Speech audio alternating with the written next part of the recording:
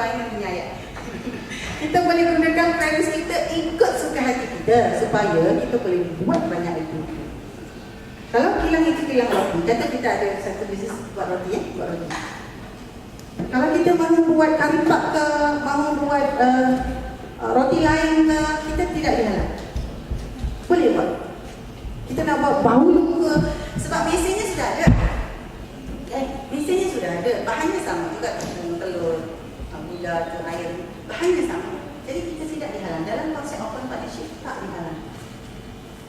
Boleh. Ini kadang-kadang kan ni.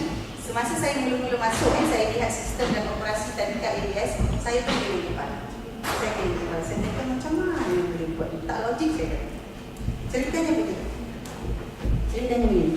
Di tadika ABS, mereka tidak dipaksa membeli uniform sekolah tadika ABS. Tak wajib. Kalau saya mahu guna uniform saya warna pink ke, warna kuning ke pun, yang tadika ABS punya tu tak wajib beli. Saya pun duduk termenung. Macam mana ni kita beli? Kena beli sampai 2 uniform, orang tak beli macam mana? Tak tahu saya. Waktu itu lah. Tapi sebab saya percaya jalan saja. Rupanya mereka beli. Kita tak paksa, tapi tadika ini beli. Kerana apa? Satu, desainnya cantik. 2, kualitinya. 3, harga.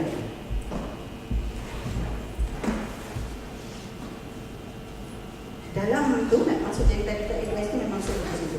Sekiranya kita ada kakak, katalah saya ada kakak yang pakai jahit kan, saya bagi kakak saya, Kak, saya mau uniform macam ni untuk tadika saya. Boleh.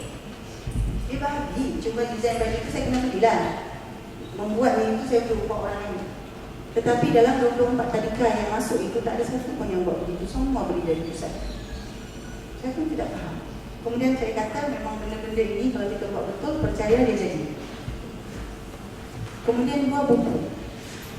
Syarikat yang menguruskan tadika ABS itu pun perlu cetak buku. Tetapi tidak ada confirmation dari tadika ini akan beli. Kalau dalam sistem biasa wajib beli tu. Kalau dalam sistem biasa kan, sign up mahu ambil tadika ini, brand ini, berapa bayar semua, buku banyak ini, baju memang kena beli. Kemudian baru jual pada itu. Jadi ABS tidak. Masa itu saya takut. Buku bukan murah. Kita cetak. Kemudian kita beritahu pada semua tadika, buku ini sudah sedia, siapa mahu letak order. Tapi kita sudah hantar kilang kita cetak. Tapi semua beli juga. Semua beli juga. Okeylah. Jadi pengalaman saya menguruskan open partnership begitu. Kita banyak kebebasan, baik. Okay, seterusnya. Yang ini, saya dah terawal cerita. Kita boleh beli bekalan dari kedai yang kita suka. Alat pensil, alat tulis, buku. Apabila kita berpartner, kita tidak ada bilang mesti beli bekalan buku dari ABS Sarawak, mesti beli dari dia. Dalam open partnership tidak. Apa yang ABS Sarawak akan buat, dia akan bagi tahu, semua akan kongsi. Kita ada perkhidmatan ini, kita ada jual buku ini, kita ada alat ini, siapa mahu beli apa dia. Jadi rakan kongsi kita akan lihat harganya bagaimana, kualitinya bagaimana, apanya bagaimana, jadi dia akan pilih. Ya. Seterusnya, kita boleh beli modul. Ini kalau kita buka macam training atau pusat pendidikan, kita boleh beli modul dari mana-mana pemilik modul yang kita suka. Dekat sini ada yang buat bisnes syarikat training tak? Ada yang buat bisnes training? Selain daripada Puan Puspa? Tidak ada? Yes. Kalau saya bawa NGO, volunteer saja. Sebagai contoh, dalam open partnership kita boleh beli saja dari mana-mana yang kita suka. Tidak dihalang. Tidak dihalang. Dalam konsep open partnership. Kalau kita perlu buat renovation kita perlu buat renovation, kita boleh ambil kontraktor yang kita suka. Kalau suami kita ada syarikat kontraktor, kita boleh ambil. Boleh? Dalam konsep open partnership. Dan kita boleh nak buka kedai. Lepas tu kakak kita ada syarikat interior design, kita ambil dia, boleh? Walaupun ABS Holding ada interior design syarikat dia ada, tapi kita tidak nak oblige lah maksudnya. Terbuka, masih boleh masuk. Apa rahsianya nanti? Apa rahsianya yang menyebabkan takut ya saya satu kedua masa pengurus bisnes rangkaian roti itu, bisnes roti Sebab satu kilang tu Central Kitchen dia boleh buat roti untuk semua orang, bukan kita saja. Tapi hingga hari ini Central Kitchen tu masih buat roti untuk dia. Walaupun dia buat untuk orang lain. Dan kualiti ni masih tetap. Baik, seterusnya, apabila kita buat open partnership punya bisnes, kita berkongsi syarikat, sebenarnya kita membesarkan bisnes kita dengan rangkaian, dengan cara membina rangkaian. Kita ada saham dalam semua syarikat, dalam semua rangkaian itu, tetapi kita ada rakan kongsi yang berbeza dalam setiap rangkaian.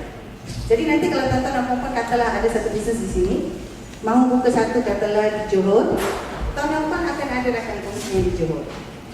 Kalau buka di Selangor, akan ada rakan kongsi yang di Selangor. Cara nak cari rakan kongsi sudah disebutkan tadi. Nah, mahu cari rakan kongsi di Perlis, Kedah. Baik, seterusnya tentang kelebihan ini, dia begini. Kita semua ini secara amnya sudah dididik. Otak kita ini sudah dididik bahawa apabila ada banyak bagus. Apabila ada banyak bagus. Bila kita pergi buat bisnes apa? Saya ni apa itu? Saya ada bunting. Berapa cawangan?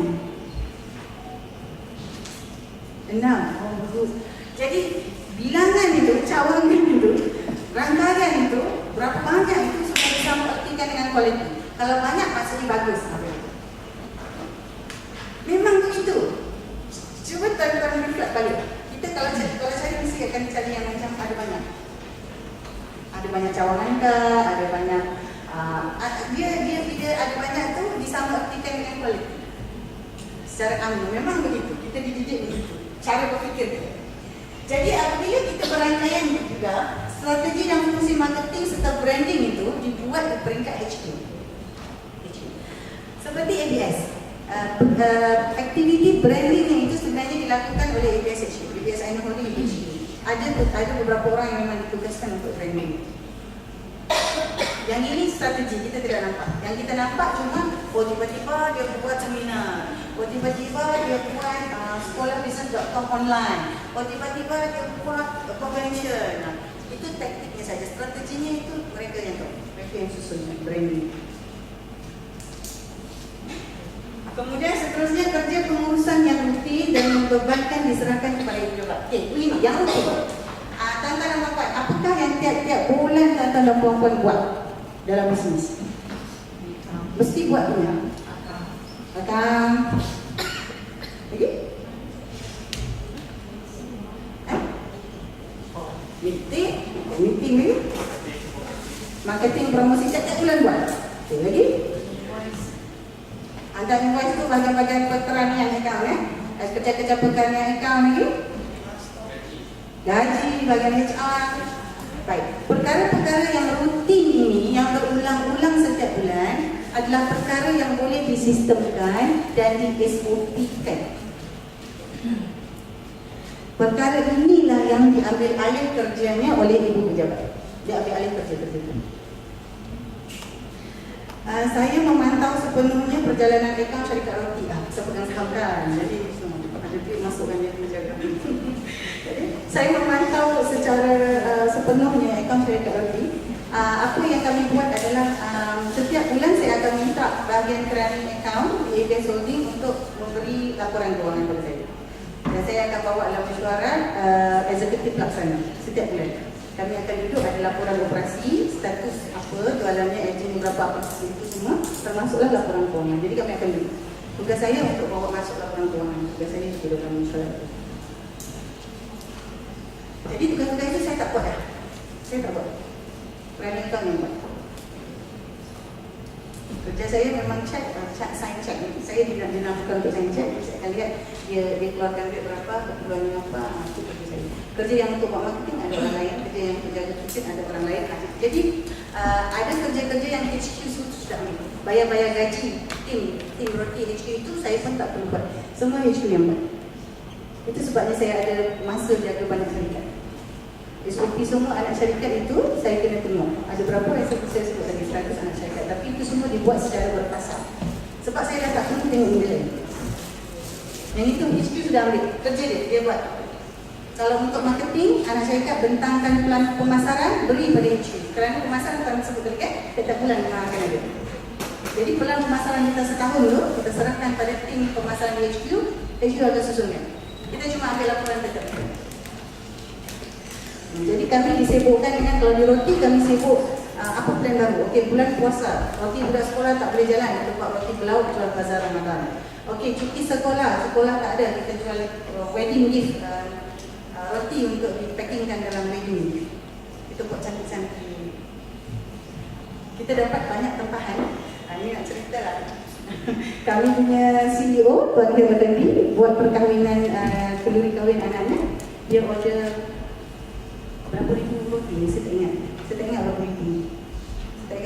Dia beli order. Jadi apa kami buat? Kami buatkan saiz yang khusus, boleh masuk dalam dos wedding tu khusus. Dan di situ kami letakkan nombor telefon kami. Dari situ kami dapat banyak lagi roti. Dan kami berikan CEO kami harga yang cantik sikit lah. Sebab yang hadir daripada kenduri dia adalah orang-orang besar-besar kan. Kami dapat banyak-banyak lepas daripada itu. Kami dapat order-order dari asrama, kantin dan koperasi asrama. Sebab rupanya yang datang kenduri dia itu banyak yang macam pegawai pendidikan gitu. Kami dapat order banyak dari situ. Dia begitu. Yang itu memang yang HQ fikirkan, yang bahagian marketing HQ yang fikirkan. Jadi bila dia beritahu kita eksekutif pelaksanaan, kita jalan. Boleh? Jadi kerja kita kurang lah. Jadi kita fokus kembangkan bisnes. Seterusnya, bagaimana kita membangunkan rakaian? Ini sebagai contoh. Bagaimana kita mahu membangunkan rakaian? Tuan-tuan dan puan-puan, sekiranya lah tuan-tuan dan puan-puan keluar dari beli ini, mahu buat sendiri bisnes rangkaian, gunakan jugalah cara seperti ini. Kalau tidak berpartner dengan ABS pun, gunakanlah. Gunakanlah. Bagaimana? Satunya, mula-mula kita buka satu syarikat induk dahulu. Dalam ABS Sarawak, buka satu syarikat induk dulu. Sebagai contoh, ABS Sarawak Holdings, kita letak di sini beratas. Ini saya bagi contoh tadi. Di ABS Holding, ABS Island Holding Sdn Bhd hanya di Sdn Bhd tahun 2014 bulan 3. Sebelum itu dia duduk sebagai syarikat PLT. Syarikat kecil sahaja. Bila anak syarikat akan kongsi di dah ramai, tak silap saya sampai mencecah 20 syarikat baru dia naikkan Sdn Bhd. Kerana pengurusan Sdn Bhd ni kosnya agak tinggi, jadi kita baru bermula. Kosnya agak tinggi. Kalau PLT buka syarikat saja, kalau biasa-biasa, kalau di Semenanjung harganya 1,200, tapi kalau dengan ABS tak silap saya 800. Anak saya ke ABS 800 saja kalau di Semenanjung. Dan kalau Sdn Bhd mahal lagi dalam 2,000 lebih, gitu kan? Jadi kita buat ALP semua. Dan daripada ALP itu, kalau di ABS kita ada documentation. Itu nanti kena tanya Pak Puspa, saya sudah ada beri sampel dan salinan tentang perjanjian-perjanjian kerjasama. Sebab syarikat PLT ini dia kuasa membuat keputusannya ada sama seperti Sdn Bhd. Cuma pengurusannya itu seolah-olah macam enterprise, cost itu. Macam kita tak perlu buat audit, tapi dalam ABS kita buat internal audit saja. Dia tak perlu hantar ke buat auditor macam Sdn Bhd tidak. Jadi kosnya itu kurang. Di ABS kita ada target. Apabila satu-satu syarikat mencapai target itu, baru ditukarkan jadi Sdn Bhd. Baik, seterusnya syarikat induk ini mempunyai banyak anak syarikat atau subsidiary. Tuan-tuan dan puan-puan boleh bayar tadi yang saya cerita? Saya cerita tadi? Sebagai contoh lah Contoh Puan supaya buat ABS Sarawak Holdings yang buat ABS Sarawak Holdings PLT atau ABS Sarawak PLT dia buat. Kemudian dia ada partner baru, Tuan lagi. Tak boleh punya cari orang lain. Tuan lagi dengan 2 orang lagi. Buka ABS Sarawak Car Rental. Di situ dia ada partner lain. Kemudian nanti ABS Sarawak kata, okey ada bisnes roti lah, mau buat, ada ahli-ahli yang mau buat. Baik.